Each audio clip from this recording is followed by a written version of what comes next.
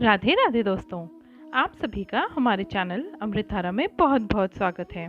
दोस्तों, आप सभी को नव वर्ष की हार्दिक शुभकामनाएं। हम आशा करते हैं कि यह साल आपके जीवन में संपन्नता और खुशहाली लेकर आए। दोस्तों, आगामी 2 जनवरी को पौष माह की पुत्रदा एकादशी है, जो कि सोमवार के दिन मनाई जाएगी।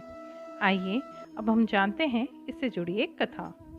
धर्मराज युधिष्ठिर कहने लगे कि हे भगवान, आपने पौष कृष्ण एकादशी अर्थात सफला एकादशी का महत्व सविस्तार मुझे समझाया। अब आप कृपया करके मुझे पौष माह के शुक्ल पक्ष की एकादशी के बारे में बताइए। इस एकादशी का नाम क्या है तथा इसके व्रत का क्या विधान है, इसकी विधि क्या है, इस व्रत का करने से क्या फल प्राप्त होता है और उसमें कौन से देवता की पूजा की जाती है। कृपया करके मुझे विधान पूर्वक यह सब समझाइए। भगवान श्री कृष्ण बोले, पौष माह के शुक्ल पक्ष में आने वाली एकादशी का नाम पौष पुत्रदा एकादशी है। इसमें नारायण जी की पूजा की जाती है। विधि पूर्वक इस व्रत का पालन करना चाहिए। इस चर और अचर संसार में पुत्रदा एकादशी के व्रत के समान दूसरा कोई व्रत नहीं है। इसके पुण्य से मनुष्य तपस्वी, विद्वान और लक्ष्मीवान होता है। इसकी कथा मैं कहता हूँ, कृपया करके ध्यानपूर्वक सुनो। भाद्रवती नामक नगरी में सुकेतुमान नामक एक राजा राज्य करते थे। उनके कोई भी पुत्र नहीं था। उनकी स्त्री का नाम शैवी था। वह निपुत्री होने के कारण सदैव चिंता में रहती थी। राजा के पितृ भी रो रो कर पिंड लिया करते थे और सोचा करते थे कि इसके बाद हमें हमारा पिंडदान कौन करेगा। राजा को भाई, बंधक, धन, हाथी, घोड़ा, राज्य और मंत्री, इनमें से किसी से भी संतोष नहीं होता था। वह सदैव विचार करते रहते थे कि मेरे मरने के बाद मेरा पिंडदान कौन करेगा। बिना पुत्र के पितरों और देवताओं का ऋण मैं किस प्रकार चुका पाऊंगा। जिस घर में पुत्र न हो उस घर में सदैव अंधेरा ही रहता है। इसलिए उत्पत्ति के लिए प्रयत्न करना चाहिए। जिस मनुष्य ने पुत्र का मुख नहीं देखा वह धन्य है। उसे इस लोक में यश और परलोक में शांति मिलती है, अर्थात उनके दोनों ही लोग सुधर जाते हैं।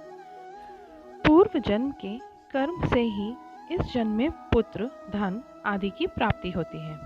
राजा इस प्रकार रात दिन चिंता में लगा रहता था।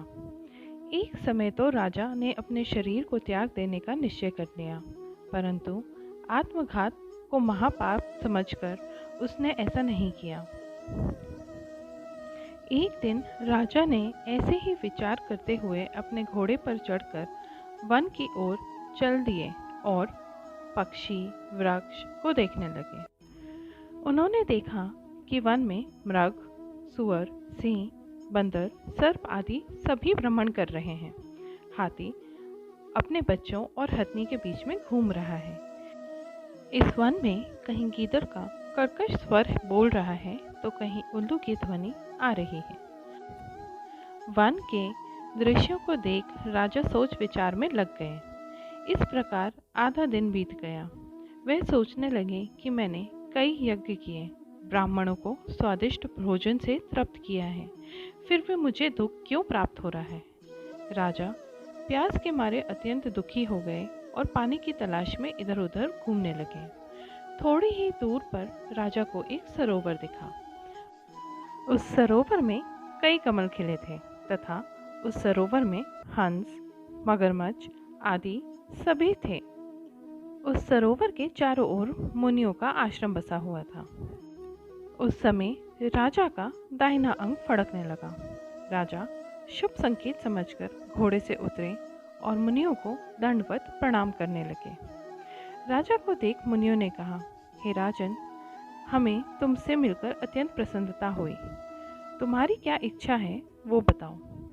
राजा ने पूछा, महाराज, आप कौन हैं और किस लिए यहाँ आए हैं, कृपया करके बताइए। मुनि कहने लगे, हे राजन, आज संतान देने वाली पुत्रदा एकादशी है।